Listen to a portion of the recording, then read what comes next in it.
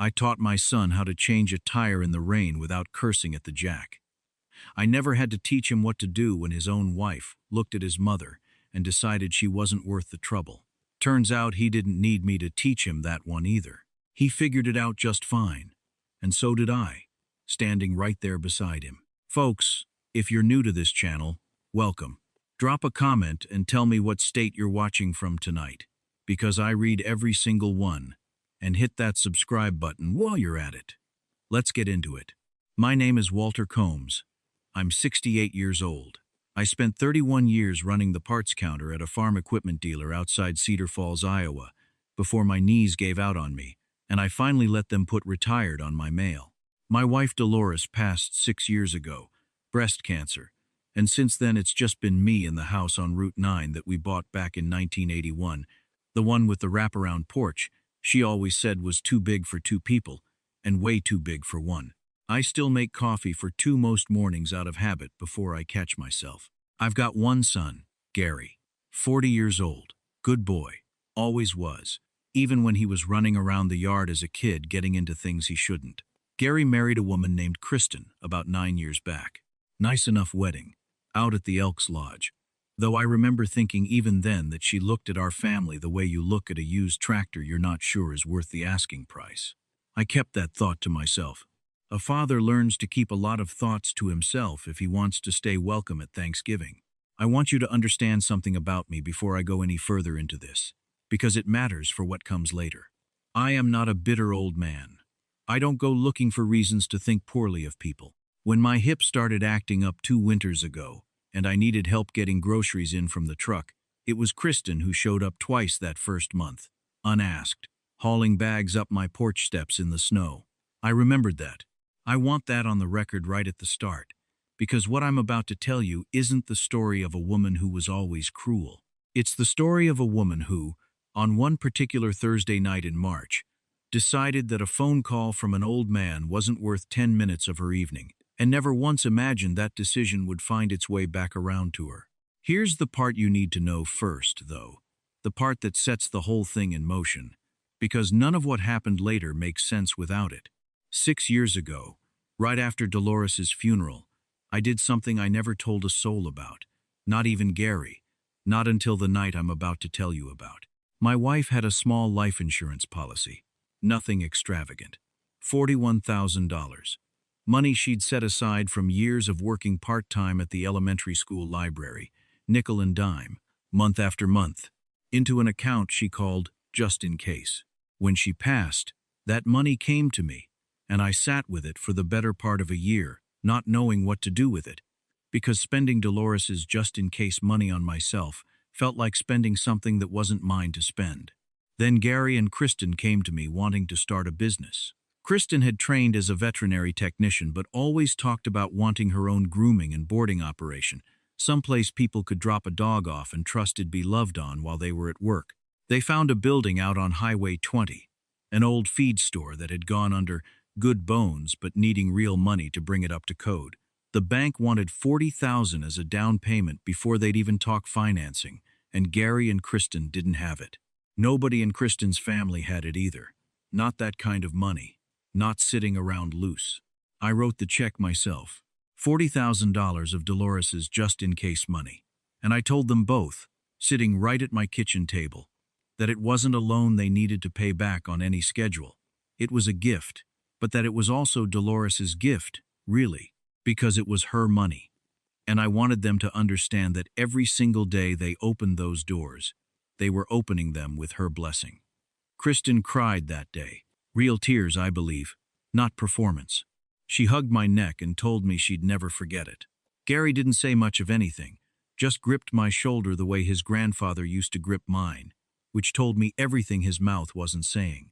They named the place Wagging Tail Boarding and Grooming, opened 18 months later after the renovations, and it did well, real well, busy enough within the first year that Kristen had to hire 2 part-time girls just to keep up with the grooming appointments.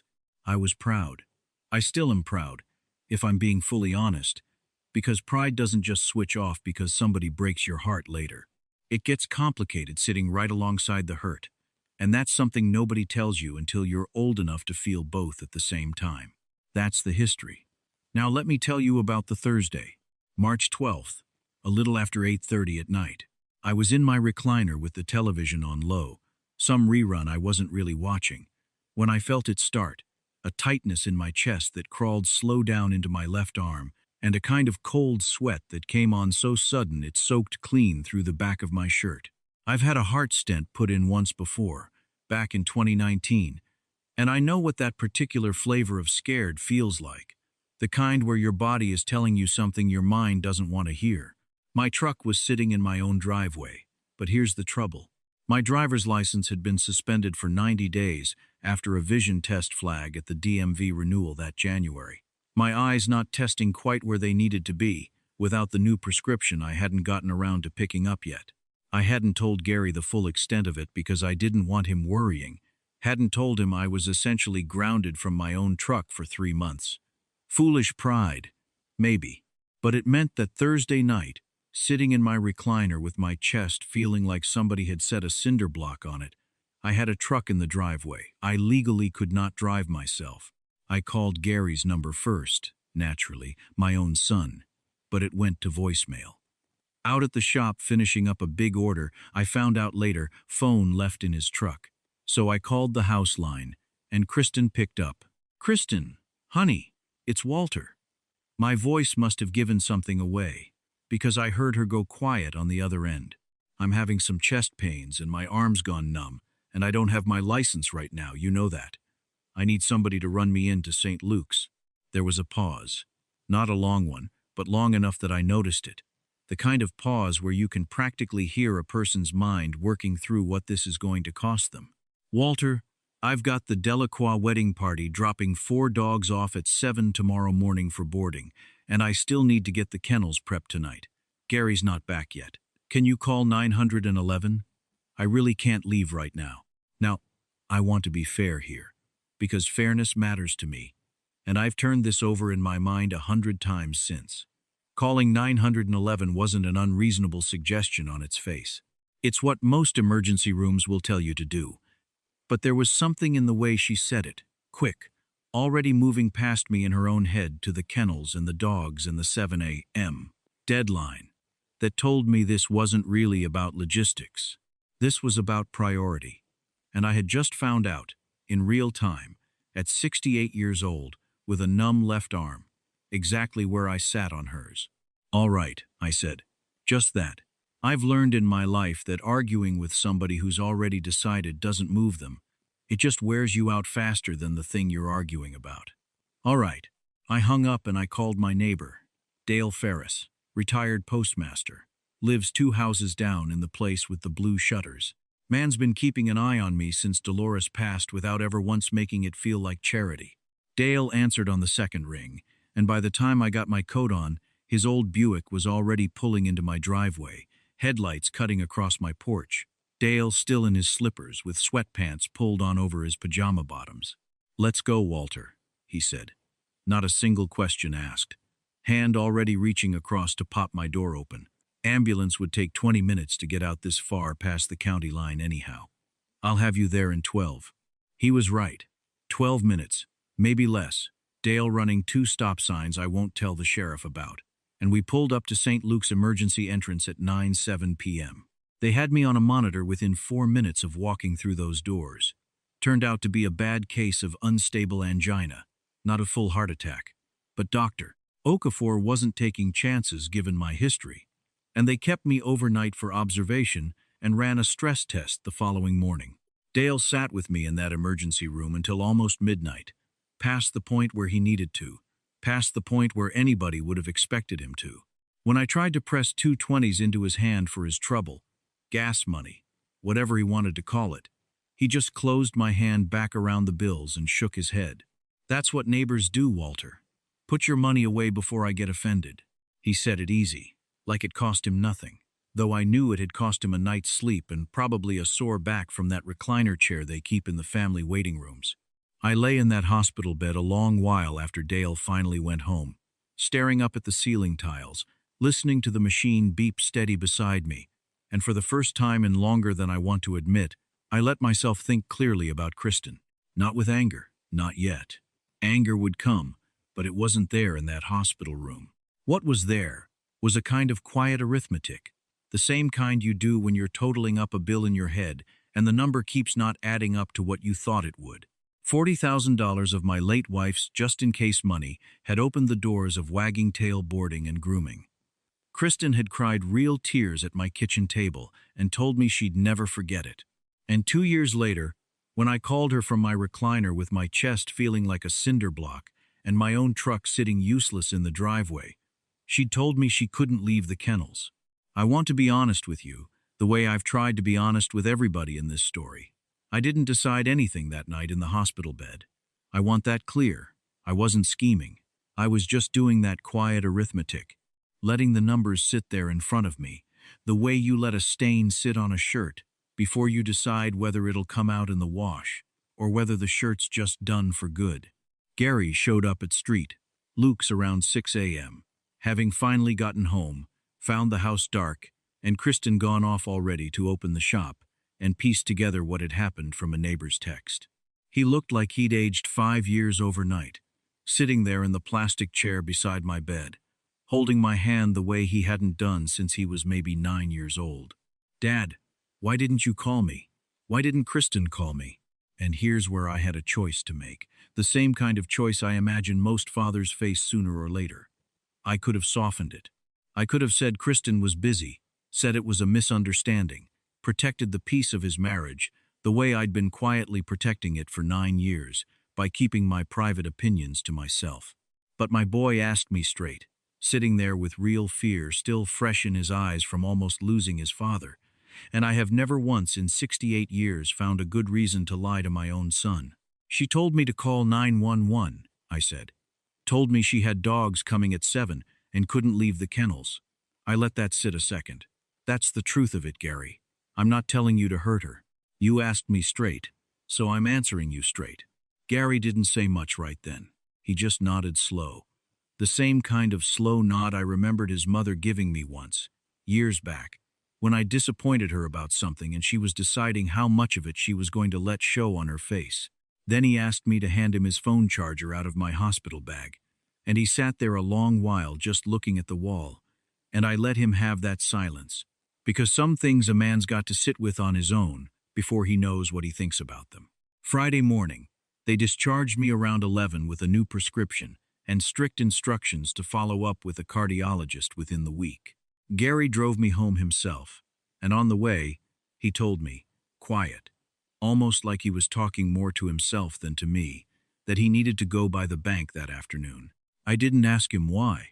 Some things a father learns not to ask about too closely, because a grown man deserves to handle his own business in his own time, and pushing too hard just makes him dig his heels in the wrong direction, out of spite. So, I let it be. What I found out later, piecing it together the way families always eventually piece things together, was this.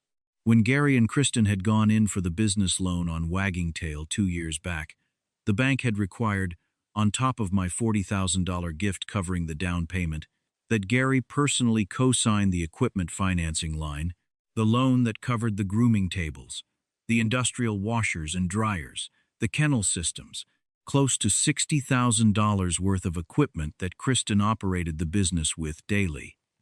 Gary's name was on that note. Not just Kristen's, his. And here's the thing about a co-signed loan that a lot of folks don't fully understand until they're standing in the bank lobby themselves. A co-signer has rights too. Gary went in that Friday afternoon, still gray around the eyes from a night with no sleep, and he asked the loan officer, a fellow named Mr. Petrosky, who Gary'd gone to high school with, about the process for a co-signer to formally step off a note, requesting the primary borrower either refinance solely under her own name or bring on a new guarantor within a specified window, standard language that exists in most every commercial note for exactly this kind of situation. A family falling out, a divorce, a partnership gone sideways. It wasn't spite. I want to be clear about that, because I know how this can sound if you don't know Gary. He didn't march in there trying to burn the business down out of anger. He told me later he sat in his truck in the bank parking lot for 20 minutes beforehand, going back and forth in his own head. But somewhere in that 20 minutes, He thought about his mother's just-in-case money, and he thought about his father lying in a hospital bed with a monitor beeping beside him, because his wife had decided some dogs mattered more than a phone call, and he walked in and signed the paperwork. The bank, following its own standard procedure, was required to notify Kristen as primary account holder of any change to the loan guarantee within a set number of business days. That notification came through Monday afternoon, 4 days later, while Kristen was mid-appointment with a golden retriever on the grooming table. I wasn't there for what happened next, so I can only tell you what Gary told me, sitting at my kitchen table that same Monday evening with a cup of coffee going cold in front of him. He said Kristen called him 11 times in the span of about 40 minutes before he finally answered.